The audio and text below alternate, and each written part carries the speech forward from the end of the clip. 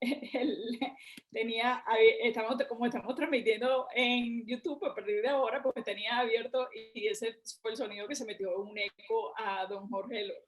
Un poco la idea de este conversatorio es, pues se nos ocurrió porque Jorge y yo casualmente escribimos, bueno, ni tan casualmente, sino que hay coincidencias grandes, escribimos sobre el mismo tema en el portal Elecciones, ¿no? El tema, obviamente, el gran tema que nos ocupa y nos preocupa a todos, ¿no? Y Jorge escribió un artículo muy interesante en el portal que se tituló COVID-19 cuando la imagen condiciona al discurso, ¿no? Y versa precisamente sobre las imágenes visuales que están atrapando el discurso político en general, ¿no? Entonces, un poco la idea era conversar sobre eso y sobre también la incidencia del COVID en los sistemas políticos y cómo los sistemas políticos pueden estar echándole zarpazos a las democracias en ocasión o aprovechando la excusa del coronavirus, ¿no? Entonces, bueno, y yo creo que empezamos, ¿no, don Jorge? ¿Cómo no?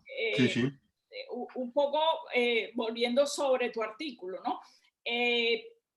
¿Cuáles son las imágenes que estamos viendo? ¿Cuáles son las imágenes que reflejan la pandemia y que están actuando como condicionantes del discurso político? Bueno, en principio tuvimos una andanada de imágenes bastante truculentas, aquellas que tenían que ver justamente con lo que estaba pasando en Italia, la saturación de los cementerios, el apilamiento de los ataúdes. En fin, creo que en eso hubo un exceso y un regocijo por parte de cierto periodismo en mostrar imágenes demasiado truculentas a mi juicio.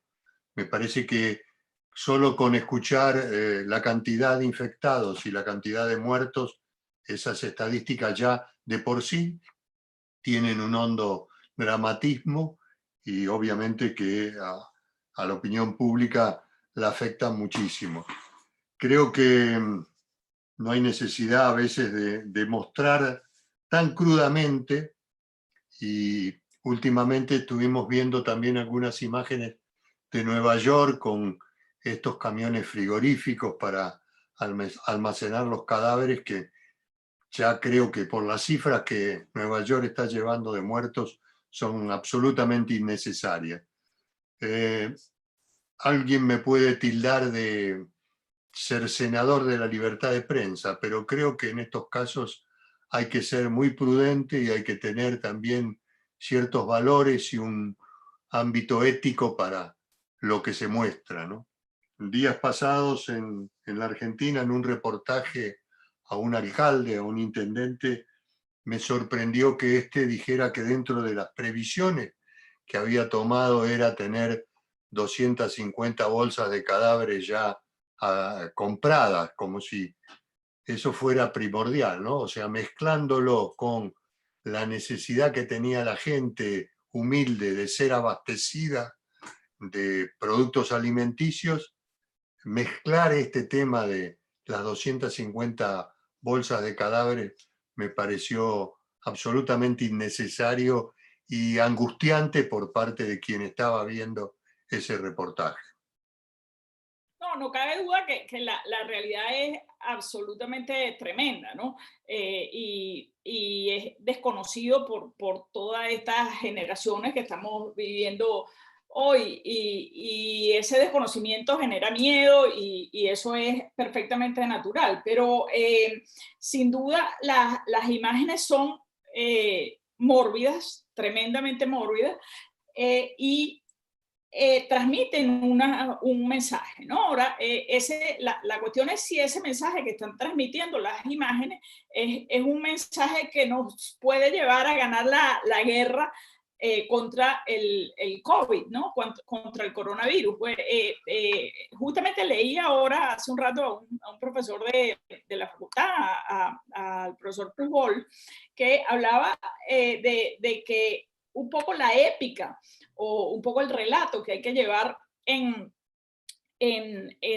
toda esta explicación del coronavirus toda lo que se va contando del coronavirus, tiene también que enviar un mensaje a la ciudadanía de que lo que se está haciendo tiene sentido, ¿no? Porque evidentemente los sacrificios de la ciudadanía son enormes todo, en términos de libertades personales, en términos económicos, en términos de salud mental incluso, y luego la ciudadanía tiene que sentir que lo que está haciendo tiene algún sentido. Y decía Pujol, y me gustaría preguntarte, Jorge, ¿qué opinas? Que las imágenes que se están viendo no apoyan ese relato de estamos en una lucha contra el virus y es una lucha que vamos a ganar, ¿no? Sino que inevitablemente cuando tú estás viendo estadísticas, y las estadísticas, obviamente las estadísticas históricas son cada vez peores, cada vez hay más muertos, cada vez hay más infectados, ese relato no está siendo transmitido a la ciudadanía y es un relato importante. ¿Qué te parece? Sí, yo creo que también tiene que ver con esto que tú trataste en tu artículo, en el artículo de COVID dictaduras, ¿no? Donde justamente haces esa comparación o ese dilema que se presenta hoy entre el tema de la igualdad, la libertad y la seguridad y la libertad, ¿no? Que también tienen que ver con justamente todo este tema del mensaje y de la comunicación. Yo creo que lo épico de ganarse esta batalla lo está llevando como delantera, aunque nos llegue, digamos, desde la lejanía, China y algunos países asiáticos. Y también eso tiene que ver con cómo procede China en este tema, ¿no es cierto? Y cómo ha procedido. Entonces, cuidado con estos temas de cercenar algunas libertades para lograr éxito, ¿no? No digo que en este momento no sean necesarias, pero que no queden para siempre, porque, bueno, particularmente tenemos en el mundo últimamente una cantidad de gobernantes de un tinte populista que pueden llegar a tomar estas medidas donde las libertades públicas se ven cercenadas como una bandera habitual en el futuro. Esto está mezclado con las imágenes, ¿no? Digamos, el discurso un poco o bastante autoritario y el tema de la imagen que los medios de comunicación nos aportan. Lo épico no está de ninguna manera presente, me parece. Está simplemente en algo lineal que está mostrando cómo evoluciona el tema, pero me parece que la construcción de lo épico todavía no está formulado, por lo menos yo no lo veo. Sí, y yo creo que cuando salgamos de esto, cuando salgamos de esta tragedia y se saquen las cuentas, ¿no? Cada sociedad saque las cuentas, haga el balance. Evidentemente, el primer punto del balance es en términos sanitarios, ¿no? En términos de salud, en términos de morbilidad, cuántas muertes dejó el coronavirus, cuántas secuelas en salud dejó el coronavirus, qué secuelas dejó en el sistema sanitario. Esa no cabe duda que será la primera variable de análisis. Pero hay una segunda variable tremendamente importante también de la que se viene hablando mucho, que son las secuelas económicas. ¿Cuál va a ser el impacto económico de la pandemia, ¿no? Sin embargo, hay un tercer elemento que a mi juicio es un elemento tan o más importante que los dos primeros, y en el que no se está poniendo suficientemente la lupa, ¿no? Y es cuánto nos va a costar la pandemia en términos de calidad de las democracias, ¿no? Lo que vamos viendo es precisamente que las sociedades, por el miedo que nos abruma, y un miedo que es absolutamente comprensible y absolutamente justificable, pero por ese miedo estamos dispuestos a ceder parte de nuestras libertades en favor de una supuesta seguridad o en favor de gobernantes que nos prometan seguridad, ¿no?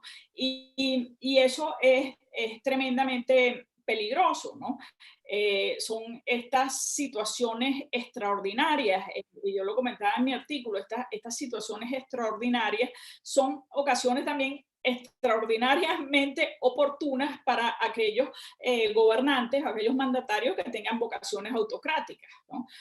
Porque para un pichón de dictador, para un aprendiz de dictador, esta situación es un sueño, pues, ¿no? Es una situación anhelada, soñada y que te permite una justificación muy clara para saltarte todos esos fastidiosas restricciones que tienen las constituciones de una democracia, ¿no? Y es lo que hemos visto, lo hemos visto en Hungría, en el continente europeo, lo estamos viendo en Turquía, y en el continente americano, bueno, tenemos justificados temores con lo que está pasando en los Estados Unidos y en el caso venezolano, que es un caso que particularmente me perturba, me afecta, digamos, vemos cómo Maduro está aprovechando el coronavirus para echarle unos zarpazos, unos nuevos zarpazos,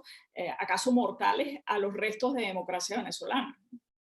Sí, me interesa justamente esto que estás abordando ahora, que nos amplíes un poco más sobre, tú dices en el artículo que Hugo Chávez fue claramente un líder populista, pero que Maduro es un líder populista sin pueblo. ¿Cómo es eso, un líder populista sin pueblo?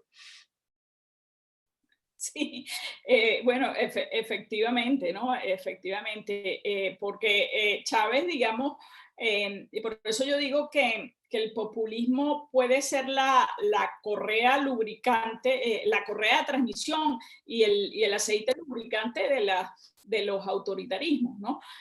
Porque efectivamente Chávez fue un líder muy populista, y muy popular, ¿no?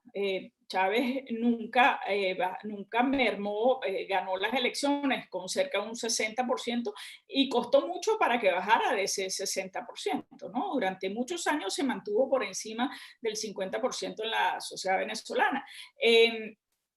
Cuando le sucede Maduro, en ese momento, 2013, la sociedad venezolana estaba partida en dos mitades casi idénticas. Un 50% apoyaba la llamada revolución y un 50% se oponía. Pero Maduro, digamos, el desgobierno de Maduro rápidamente llevó esos indicadores a unos números con los que se mantienen. Actualmente, digamos, el apoyo, el soporte, claro, de la revolución bolivariana en Venezuela está en el orden del 20 o 20 y poquitos %, ¿no?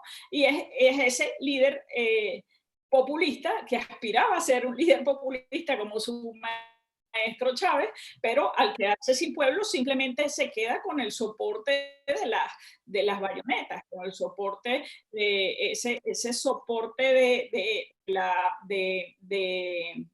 de ser gobernante por las malas, por la fuerza de las armas, por la vía de la fuerza, y que un populista sin pueblo es ahí donde se convierte en un tirano.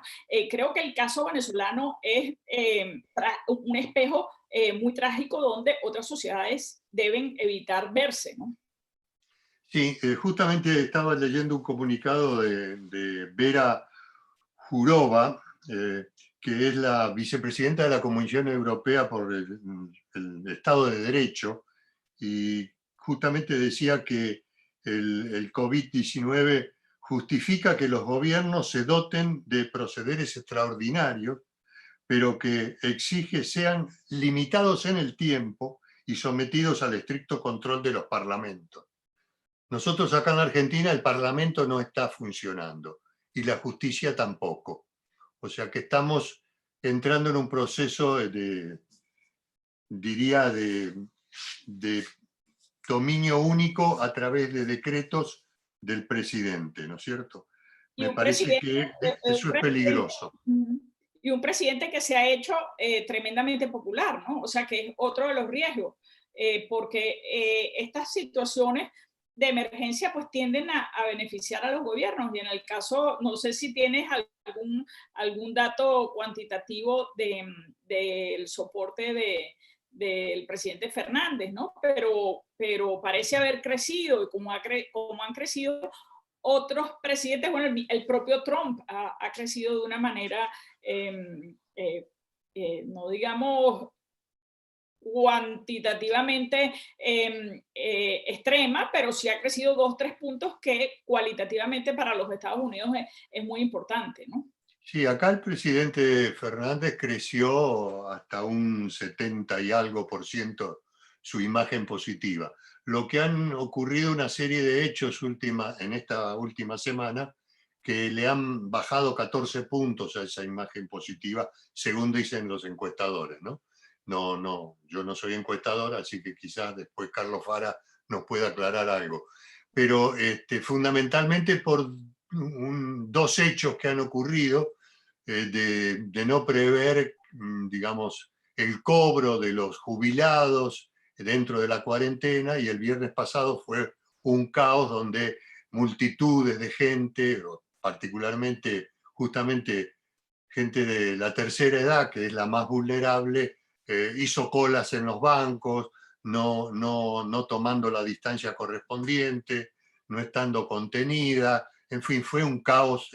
Y otro más también grave, porque este episodio con la tercera edad es grave, no sabemos qué cantidad de infectados pudo haber en ese tumulto en la puerta de los bancos, es que tiene que ver con la compra de alimentos a unos precios excesivos, que en el mercado, digamos, se pueden conseguir más baratos, ¿no? Me parece que, no sé si hay corrupción o no supieron comprar, no está en mí, está en la justicia determinar qué pasó, pero realmente ha sido un escándalo este tipo de cosas, ¿no? Donde el periodismo y la gente, a través de las redes, obviamente, ha salido a manifestarse muy en contra, ¿no? Incluso, digamos que hay una frase dando vuelta que la mascarilla o los barbijos, como decimos acá, no nos tapen los ojos o no sean bozales que no nos permitan expresar como ciudadanos que se están cometiendo irregularidades. O sea, como dicen acá, esto es dinámico. La pandemia o el coronavirus es dinámico, también el devenir político es dinámico. Lo que Fernández creció, posiblemente, según dicen las últimas encuestas, ha bajado 14 puntos por estos episodios que están, digamos, en el imaginario popular como hechos de corrupción. Claro, que en el fondo lo que te señalan es la enorme volatilidad también de la política argentina y del momento, ¿no? Estos son momentos de volatilidad. Tenemos varios comentarios. Dentro de unos minutos vamos a abrir los micrófonos para el que quiera hacerlo verbalmente, ¿no? Pero ahí me llama la atención de Nora Ruiz, amiga, bienvenida Nora, desde una cuenta de Manuel Angulo. No sé si quisieras después hablarlo, Nora, pero dices que está en desacuerdo con la opinión de Jorge sobre las imágenes crudas. Después, si quieres, lo conversamos. Y contesta con Consensualia Comunicación sobre la politización de las imágenes crudas en España. No tratan de generar conciencia social, sino atacar al gobierno de turno. Es un tema ideológico y por ello estoy de acuerdo con Jorge. Nos dice Ana, que eventualmente, este es un comentario para Jorge también, que eventualmente es necesario que se limiten las libertades y derechos, pero ¿cómo se nos puede garantizar a los ciudadanos esos derechos para la posterioridad de la pandemia? Esa es una pregunta que creo que es tremendamente relevante. ¿Qué nos asegura que esos derechos y libertades no van a seguir restringidos? Efectivamente, o sea, creo que la gran pregunta, o sea, la sociedad está de alguna manera adormecida en relación a todo lo que no se refiere a todo lo que sea distinto del coronavirus, ¿no? O sea, la sociedad está obsesionada con el tema de la pandemia y es lógico que sea así, pero en esa obsesión también puede haber, y este es el peligro, un adormecimiento de las exigencias, o sea, que no esté la sociedad contundentemente reclamando o exigiendo su espacio en términos de libertades y calidad democrática, libertades de expresión, libertades de movilización, en aras de ganarle la batalla al coronavirus. Y evidentemente eso genera un riesgo importante, ¿no? Sí, yo creo que además, digamos, algunos han salido a predicar que de esto el mundo se va a ser más humano. Y yo creo que realmente las señales que hay en este momento es de poca humanidad y de poca solidaridad. Se interceptan cargamentos de respiradores por parte de los países más poderosos. A nosotros nos ha pasado que algunas provincias han comprado, pero bueno, la compra se hizo, pero luego el cargamento no llegó porque fue interceptado o por Inglaterra o por Estados Unidos. Esas son las noticias que nos llegan. Entonces, evidentemente, no necesariamente vamos a salir más humanos de la pandemia. Me parece que en este caso lo solidario ha quedado absolutamente de lado. El sálvese quien pueda como país está a la vista. Y particularmente creo que en el futuro se van a crecer mucho los nacionalismos y los estados fuertes. Y en ese sentido creo que tenemos que tener cierto cuidado aquellos países que tenemos, digamos, la fragilidad o democracias frágiles, de tener cuidado de no caer en eso y de ser absolutamente conscientes de que hay que seguir luchando en un marco democrático el futuro de nuestras vidas. Así que en ese sentido creo que vamos a tener, más allá de los aspectos económicos, y ahí en el aspecto económico yo creo que hay un tema muy serio, que va a haber mucho desocupado, va a haber mucha gente que la va a pasar mal y que va a depender enteramente del Estado, de lo que pueda darle el Estado, de la comida, del sustento básico. Y esa gente obviamente no va a estar para hacer críticas al Estado. Entonces, en ese sentido, el Estado va a ser fuerte y se va a sentir autocrático en las medidas que tome, y no le va a importar mucho lo que opine cierta oposición. Me parece que en ese sentido también se corren riesgos. En el post-pandemia, todo el tendal que quede de gente humilde, que ya lo es en nuestro país y en la América Latina particularmente, pero que vaya a estar en una situación mucho más vulnerable cuando esto termine, ¿no? Sin duda.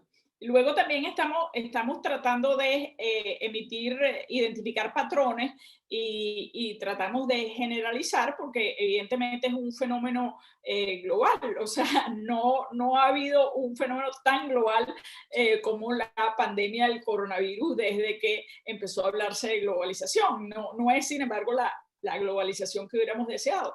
Pero aún tratando de identificar patrones, hay cosas que están sucediendo muy distintas en unos países que en otros, ¿no? Y Hans nos comenta que las imágenes crudas son necesarias por la irresponsabilidad de muchos, ¿no? Y específicamente pensando en el caso mexicano, ¿no? Es interesante observar, dice Hans, cómo se diferencian el Ejecutivo Nacional de López Obrador y los gobiernos de los estados federales, cómo se diferencian discursos de jefe de gobierno en diferentes países. Es una pregunta también para pensarla, ¿no? También en Estados Unidos estamos viendo actuaciones distintas y juicios de valor de la ciudadanía que son distintos. Por ejemplo, se está juzgando distinto, la población de Nueva York está juzgando de distinta manera a Cuomo que de lo que juzgan a Trump, ¿no? En México pues también está pasando, ¿no? ¿Cómo se diferencian, pregunta Hans, discursos de los jefes de gobierno en diferentes países? La democracia está mostrando su vulnerabilidad bajo estrés, yo pareciera evidente, ¿no? ¿Es culpa de la pandemia o es culpa de nuestra falta de compromiso real? Muy interesante, Hans, si quieres tomas el micrófono ahora. Un Después tema que me quedó pendiente, perdón, y quizás es lo último y luego pasamos a las preguntas, es la comunicación que tiene que ver con las medidas que uno tiene que adoptar como ciudadano. Lavarse las manos, estar recluido en la casa, tener, digamos, precauciones higiénicas y demás. Yo creo que eso sirve muy bien al contexto urbano, al contexto de clase media alta o, digamos, gente que pueda tener cierta capacidad para poder cumplir la cuarentena correctamente. La pregunta es, no hemos o no se ha podido dirigir un mensaje a aquellas clases que viven en lo que llamamos en la Argentina villas miserias, en favela, en Brasil, en fin, en distintos conglomerados, incluso cómo viven los inmigrantes o los migrantes en Europa, ¿no? Digamos, solo ver todos los que están refugiados bajo la autopista entre Orly y París, que viven en carpas precariamente, cómo hacer esa gente una cuarentena donde viven en una habitación de 4x4, 6, 5, 6 personas, no tienen agua potable, no tienen el suficiente dinero para comprar el cloro para lavar, el alcohol, en fin, todo lo que nos recomiendan es realmente para gente que tiene cierto poder adquisitivo y que vive dentro de un contexto urbano más o menos ordenado. Y creo que los que mayor vulnerabilidad tienen, no se ha pensado nada. No digo que sea fácil, yo no soy ni siquiera un experto en ese tema, pero ¿qué les recomendamos a ellos que no pueden hacer una cuarentena en una casa que solo tiene 4x4, ¿no? ¿Cómo manejarnos? Y esos son los grupos más vulnerables. Sin duda, sin duda. Si les parece, empezamos a abrir los micrófonos y empezamos a oír vuestras participaciones. Empezando por Nora, creo que es Manuel, ¿sí? Te oímos, Nora, bienvenida. ¿Me escuchas? Sí, ¿cómo ¿Me no? escuchas?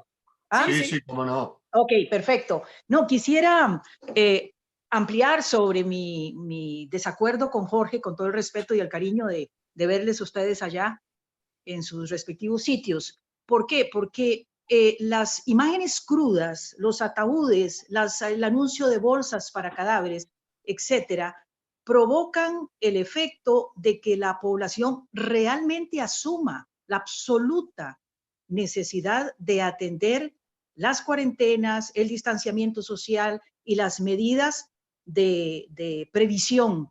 No es fácil en las democracias, no es fácil. En Costa Rica, en Centroamérica vemos que pese a la insistencia de los gobiernos de que se mantengan totalmente en cuarentena preventiva, la gente sigue saliendo, inunda los supermercados, se mueve, se multan con altos montos aquellos que salen y rompen las horas sanitarias, que son la especie de toque de queda, que en nuestra democracia no existe por carecer de ejército, de manera que todas esas imágenes dantescas pueden eventualmente mover a la población a que por miedo obedezcan. Estoy de acuerdo en que cuando ya se usan políticamente, como ha sucedido en España y en otros lugares, también puede ser, al fin de cuentas, el balance y el juzgamiento que se hace sobre las decisiones erradas de un gobierno, sin ir más lejos, el 8M, nada más por citar un caso en España.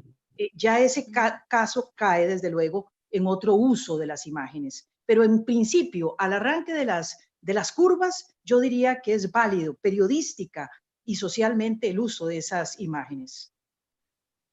Bueno, yo creo, hola Nora, ¿cómo estás? Tanto tiempo. Jorge, sí, disculpa, Jorge, porque me parece que hay un punto muy interesante de otro participante, que es consensualia, que alude a algo que nosotros estamos viendo mucho en España, ¿no? Si quiere consensualia, que no sé quién es, expresarlo.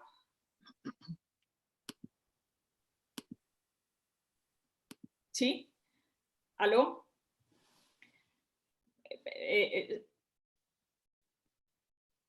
No sé si quieres preguntarlo a viva voz, consensualia. ¿Sí? Ok. Te oímos. Carmen, ¿me oís? Buenas tardes. Sí, Buenas tardes, ¿cómo estás? Hola, te escuchamos. Carmen, perdonad que no conecte el vídeo, pero es que tengo una conexión que no está funcionando bien y temo que si conecto el vídeo voy a perder el hilo, que llega con problemas. Simplemente quería apuntar una cosa. Yo estaba más de acuerdo con la idea de Jorge sobre las imágenes impactantes, ¿vale? Si están al servicio de concienciar a las personas, bueno, pues entonces yo creo que sí que hay un consenso, sí que estaríamos de acuerdo en que se usen de esa cierta manera, ¿vale? Aquí en España hemos visto campañas muy impactantes de la Dirección General de Tráfico para evitar accidentes, etcétera, etcétera, etcétera. Pero con la polarización, con lo que estáis comentando, como se están estirando las imágenes para según qué cosas, ¿vale? Ahí simplemente pedir un poco, bueno, demandar un poco de precaución, ¿vale? Desde los ámbitos periodísticos y de las personas que tienen que comunicar. Porque, por ejemplo, en España sí que se están usando como acoso y derribo, ¿no? al gobierno. Porque respecto de esta sensibilización social, yo creo que el que no ha entendido lo que está sucediendo y el que está saliendo de Te perdemos. Creo que no se oye demasiado bien, pero bueno, creo que la idea quedó clara. Pues. Sí, hay que analizar también lo que el otro día me comentaba justamente en una charla por esta vía un psicoanalista, ¿no? Un psiquiatra, que las imágenes de esa naturaleza generan una profunda angustia y depresión. Piensen ustedes que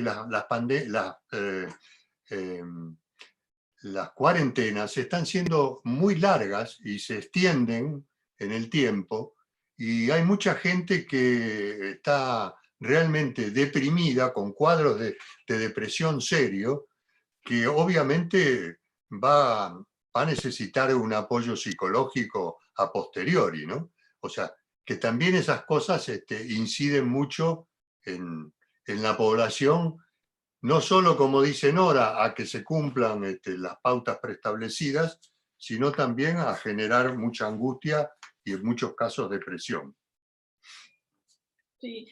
Aitor tenía un comentario interesante respecto al tema económico y a la incidencia de China, ¿no? Porque si bien es cierto que en términos económicos nosotros estamos viendo claramente ganadores y perdedores, o sea, son ganadores evidentemente Amazon, es ganador Netflix, es ganador todo lo que implique consumos en el hogar, son ganadores evidentemente de todas las farmacéuticas y todo lo que tiene que ver con todos los productos relacionados con la pandemia o con el control de la pandemia, pero también hay ganadores y perdedores en el plano geopolítico y creo que este es un punto ineludible en una conversación como esta. Yo no sé si quieres decirlo a viva voz, Aitor, o leemos aquí lo que escribiste, o quieres comentar algo más. No, al hilo de lo que estabais hablando, creo que todas las aportaciones son interesantes y que son perfectamente reales y perfectamente mesurables, ¿no? Lo que yo comentaba es sobre todo que Así como lo decías, ¿no? A nivel geopolítico, hombre, yo hablaba de China, pues sobre todo como un gran beneficiario económico, porque por mano de obra barata, ahora mismo todo lo que son mascarillas, guantes, etcétera, pues está comprando el gobierno de España a China, con lo cual la dependencia sobre ese país es tremenda. Y luego en el plano político... Se te oye con mucho eco, Aitor. ¿Cómo? Eco. Ahora ya no. Ahora ya no hay eco. ¿O sí? Ahora sí. No, es que mi micrófono no es precisamente bueno, ¿eh? No se oye. Se oye mal. Con eco. Pero eso, sí, o sea, hay China no solamente está adquiriendo, o podría, o tenemos los temores de que esté adquiriendo mucho más peso específico en lo geopolítico, pero también en lo económico, ¿no? Que esté resultando un ganador en el mediano plazo en lo económico, ¿no? Yo creo que... Perdón. Sí, dale. Creía que habías terminado. Continúa, Beatriz. No, estaba terminando, dale. No, que creo que justamente China se va a perfilar como ejemplo de haber terminado, haber conducido muy bien la situación de la pandemia, y también se va a ofrecer como socio. Y ahí está el tema, ¿no? Digamos, cuando se ofrece como socio. ¿Qué te pide a cambio? Me parece que en ese sentido hay que tener cierto cuidado, y me parece también que el futuro de la geopolítica internacional va a tener que ser, los países van a tener que tener una suerte de autonomía estratégica para ver con quién se relacionan y de qué manera se relacionan, ¿no es cierto? Porque obviamente el gran ganador de todo esto es China, sin duda. Me parece que incluso Trump va a salir muy debilitado a partir de esta cantidad de muertes que tiene. Me parece que no le va a ser fácil el futuro a él, y particularmente no le va a ser fácil el futuro como líder mundial. Y ahí los chinos creo que tienen mucho terreno para ganar, ¿no? En el aspecto económico, pero también geopolítico, ¿no? Sí, y luego está todo el otro elemento, más allá de lo político, y es toda la parafernalia, digamos, todas las ayudas, entre comillas, que puede tener China para el control de la pandemia y que están ligadas a los límites a las libertades personales. O sea, toda la evolución china en términos de desarrollo de inteligencia artificial, el desarrollo de reconocimientos faciales sofisticadísimos que ya permiten reconocimiento facial incluso usando mascarilla, todo el tema del control de los movimientos de cualquiera que se sospeche que está que es víctima de coronavirus. Todos esos adelantos tecnológicos de inteligencia artificial en China, pues evidentemente están pescando compradores, están pescando socios también, socios comerciales, estrictamente en lo político y estrictamente en el control social. Y tiene levantada la mano muy educadamente, muy como buen alumno, Hans Blumayer. Adelante, Hans. No sé si... Es que algo se ha aprendido en el manejo de Zoom, que uno tiene que levantar la mano para no desordenar a los moderadores, así que es un gusto estar acá. No solo, si luego pasamos al tema de los discursos y los liderazgos, pero solo dos botones de muestra en el tema de China. Uno que es tragicómico, en lo comercial. México le vendió a China hace algunas semanas material médico, exportando, y lo festejaron como éxito. Le estamos vendiendo a China. Ahora en medio de la pandemia se dan cuenta de que faltan insumos y compraron sus propios productos de vuelta. No es difícil imaginar a qué precio, ¿no? O sea, incluso este tipo de cosas suceden. Y lo otro, en cuanto al apoyo, también fue, a mi juicio, muy llamativo que circuló hace 10 días, 2 semanas, una carta del Partido Comunista Chino a todos los partidos políticos, no sé si del mundo, pero de muchos que conocemos, autoalabando el rol de China en esto y pidiendo a cambio cartas de apoyo de partidos políticos a esta manifestación de la gran labor que China estaba haciendo. O sea, me pareció algo inédito. Tuvimos conocimiento de estas cartas que se mandaron indistintamente a qué color político a todas partes, pidiendo adhesión y apoyo a esa iniciativa. O sea, no cabe duda que China está muy bien preparado para asumir este liderazgo. Yo diría mucho cuidado con esa historia de éxito, tanto en lo pandémico como en los demás temas. El que quiere creer las cifras chinas, que las crea. Yo personalmente no.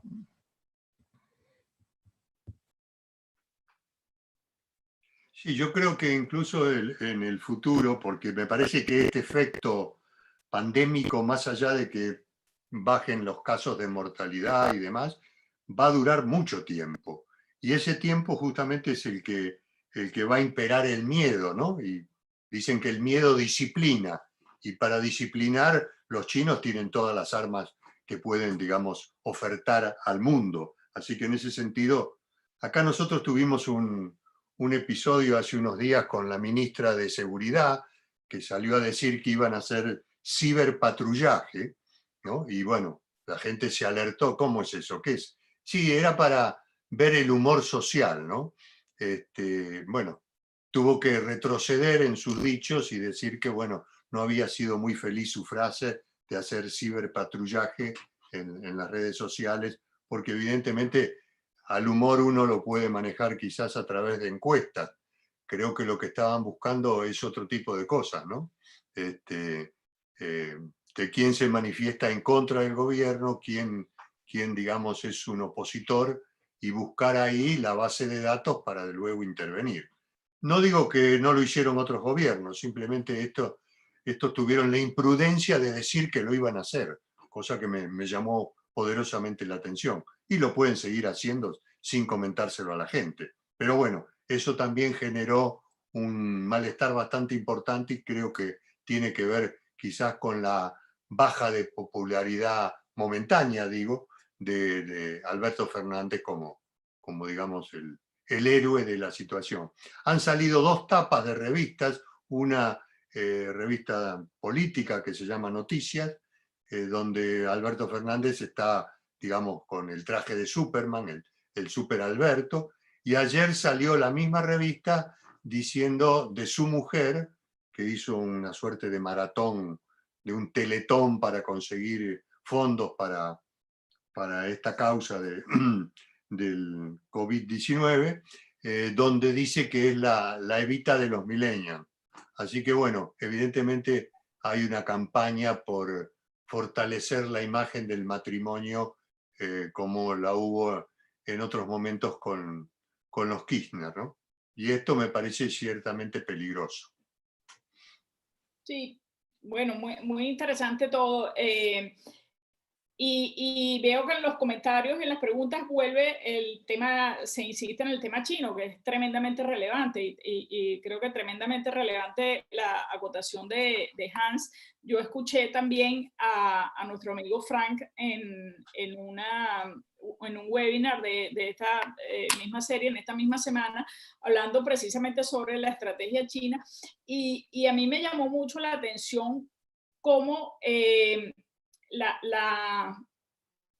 la diferencia, o sea, cómo la Cancillería china, y eso lo estamos viendo, y hay dos preguntas o dos comentarios en el chat que aluden a eso, pero cómo la Cancillería china se está moviendo sumamente bien, pero se está moviendo con las armas y los argumentos de la democracia.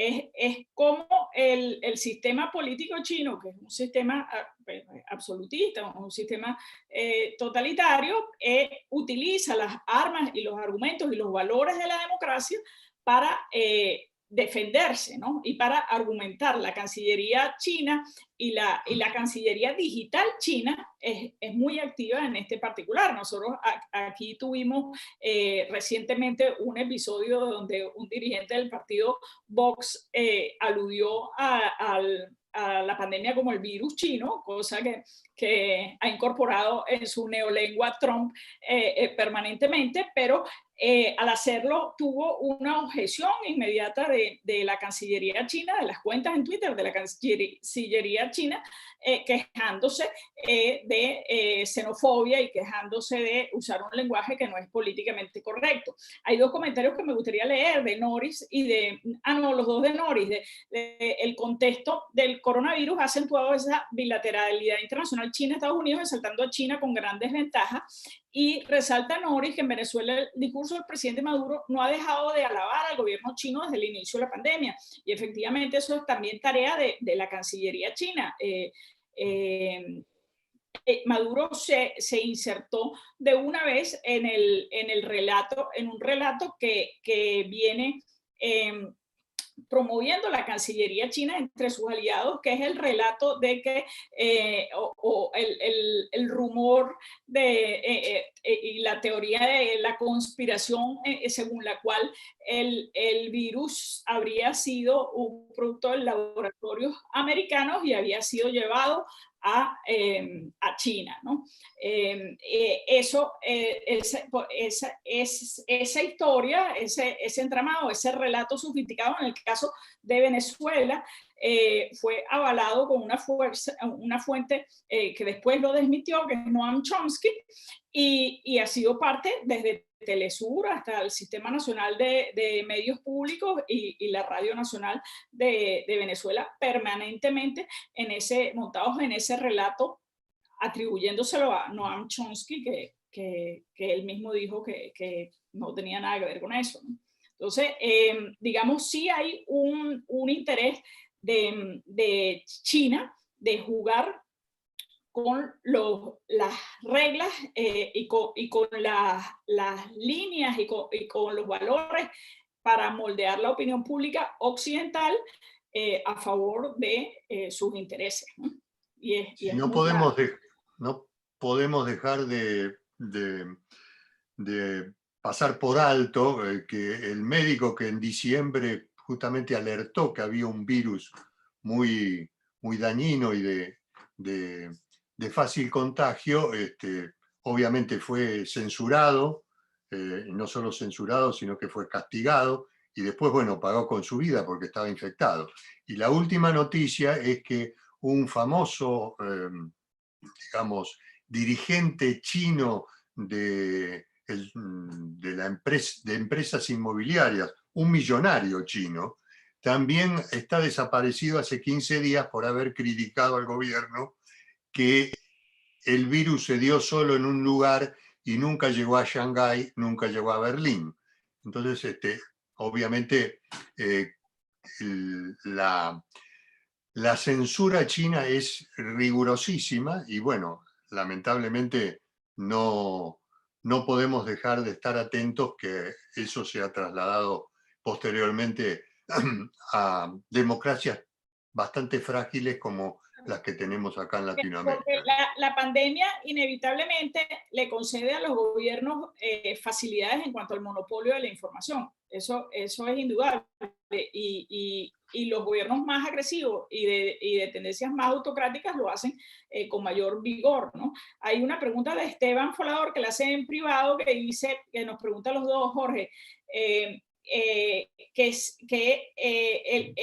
cree que el riesgo de la popularidad de los líderes, que en los líderes el apoyo se va a diluir al final del proceso porque comenzarán los cuestionamientos. Yo no estoy tan segura de eso, ¿no? O sea, yo creo que lo que es la experiencia, evidentemente este es un proceso completamente distinto. La pandemia es una tragedia que el mundo no había conocido hasta ahora, pero en catástrofes naturales como terremotos o catástrofes como la de los ataques a las torres de Nueva York, en general las catástrofes tienden a beneficiar a los gobiernos, las crisis tienden a beneficiar a los gobiernos al mínimo que lo hagan bien, ¿no? O sea, porque... y eso tiene una razón de ser. En estos tiempos tan oscuros, tan confusos, nosotros, las personas, los ciudadanos y los electores necesitamos confiar en que quien está llevando las riendas lo está haciendo bien. Y eso le está pasando incluso a Trump. O sea, Trump no mejora en sus indicadores porque lo esté haciendo particularmente bien, sino porque es el hombre que está a cargo, es el hombre que está visible, es el que está monopolizando la imagen, monopolizando la información, y tenerlo allí es un mínimo de afirmarse o autoafirmarse o sentirse protegido por lo que está haciendo el mandatario. Evidentemente hay casos que no responden a esta lógica, como es el caso de López Obrador en México, pero porque López Obrador ha sido quizás demasiado irresponsable, ¿no? Pero cuando son mínimamente responsables los mandatarios y hacen mínimas cosas para proteger a la población responde muy favorablemente, ¿no? Responde elevando más bien los niveles de popularidad. Y yo creo que además tendrá que ver con el discurso de hoy de ese gobernante y el resultado de mañana, ¿no? Porque como López Obrador, hay algunos otros que desestiman el tema, y si mañana tenés 1 millón de muertos en tu país, obviamente no se va a reforzar la imagen. Depende de los resultados, pero también depende del discurso que hoy esté dando ese político, ese gobernante en relación a la pandemia. Si es demasiado optimista en los resultados y ya se considera un héroe, es posible que el día de mañana, si los resultados son muy negativos, ese héroe caiga instantáneamente, ¿no? Hay un comentario muy interesante de Teresa Gil que lo hace por aquí. No sé si quieres hacerlo verbalmente, avísanos, Teresa. Dice Teresa: yo investigo el auge del populismo de extrema izquierda en países como Alemania y Suiza, y quisiera preguntarles el relativo éxito de medidas que son inherentemente restrictivas y que están ligadas directamente a cuestiones de exclusión del otro, como cierre de fronteras, priorización de los derechos del individuo nacional, incluso el hecho de que el virus se vea como una amenaza foránea. ¿Cómo creen ustedes que podrá afectar o no al auge de las ideologías? Mencionaba Jorge antes que debemos esperar que los nacionalismos se fortalezcan. ¿Qué podemos esperar en el contexto democrático? Sí, efectivamente, yo creo, y bueno, me pego la respuesta, Jorge, después tú, pero yo sí creo que en efecto esos son parte de los riesgos, y los riesgos de los extremistas de derecha o de izquierda vienen ligados al relato, ¿no? El relato y la narrativa del extremismo de derecha tiene que ver con el azuzar la xenofobia, ¿no? Y tiene que ver con esa explicación de la pandemia, como esos inmigrantes pobres que vinieron y con su mugre trajeron el virus a nuestra frontera. Desde el otro extremo, desde el extremo izquierda, más bien el relato tiene que ver con esos oligarcas europeos que vinieron de pasear por Europa, y paseando por Europa nos trajeron a nuestras fronteras para enfermarnos y matar a nuestros pobres, ¿no? Es el relato que intenta más bien avivar la lucha de clases. Es decir, desde los extremismos de izquierda y de derecha están alineando o tratando de cazar seguidores o captar seguidores con unas narrativas xenofóbicas en un lado y de lucha de clases en el otro lado. Sí, coincido plenamente con Carmen, evidentemente es así. Para no ocupar más tiempo, me parece que Carmen fue muy clara en lo que dijo. Contestemos alguna otra pregunta que esté por ahí. Vale, Álvaro. Jorge, para Jorge, Esteban pregunta: estas imágenes fuertes están funcionando como palabras economiásticas de choque, de alto impacto, pero el silencio de sus unidades ejecutivas de provincias y alcaldías puede ser perjudicial o beneficioso para este proceso. Yo creo que las alcaldías más que nunca tienen un rol muy importante, porque es el poder político y gobernante más cercano a los ciudadanos. El problema es si están o no capacitadas como para poder afrontar un un evento de esta naturaleza que incluso a los gobiernos nacionales lo supera, ¿no?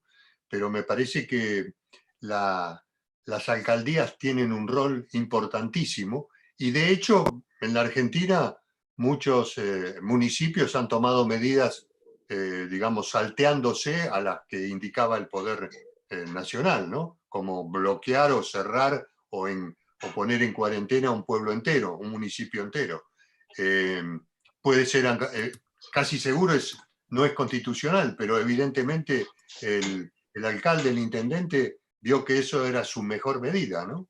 Hoy tenemos incluso en el sur argentino, en la provincia de Río Negro, cerca de Bariloche, un pueblo que está absolutamente aislado de 2.500 personas que lamentablemente violaron la cuarentena, hicieron un asado y se contagió medio pueblo, ya hay 2 muertos. Bueno, el intendente lo que hizo es cerrar absolutamente ese pueblo y tratar de que eso no se expanda, ¿no?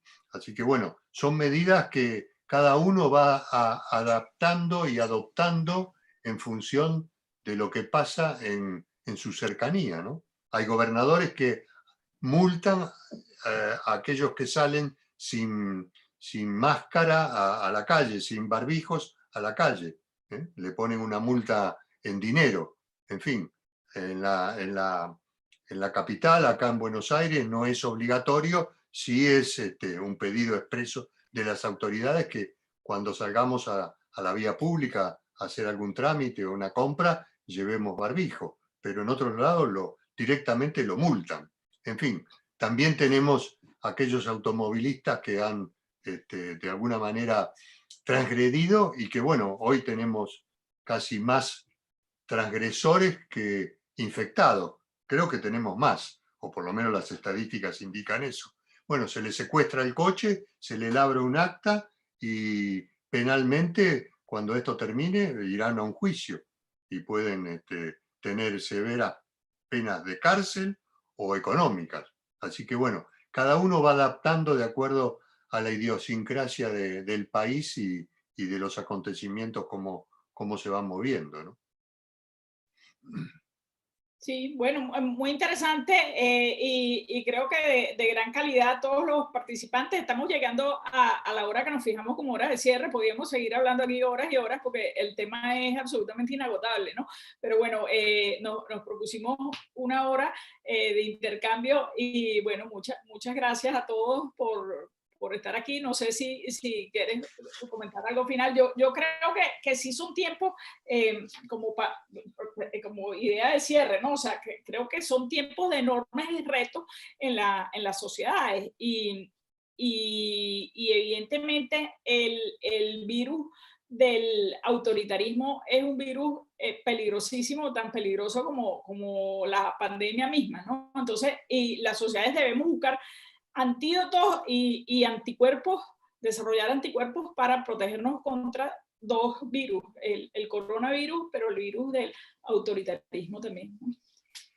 Yo creo que la disputa que viene es entre los que van a tratar de imponer o que están mucho más a gusto con sistemas autoritarios y aquellos que nos sentimos mucho mejor en la democracia plena, a pesar de que tenga sus defectos. Me parece que esa es la gran disputa después de que pase todo este drama que hoy el mundo está viviendo. Y no solo en Latinoamérica, sino en el mundo. Así que bueno, esperemos que los que pensamos de una manera podamos tener más éxito que los que nos quieren imponer autoritarismo y control de la democracia como sucede en otros lugares. Les agradezco a todos y la verdad que fue muy interesante tener también vuestros comentarios que enriquecen y las visiones que uno pueda tener en cada lugar. Así que muchas gracias y un gusto que haber estado con ustedes, aunque de forma virtual. Bueno, hasta luego y gracias a todos.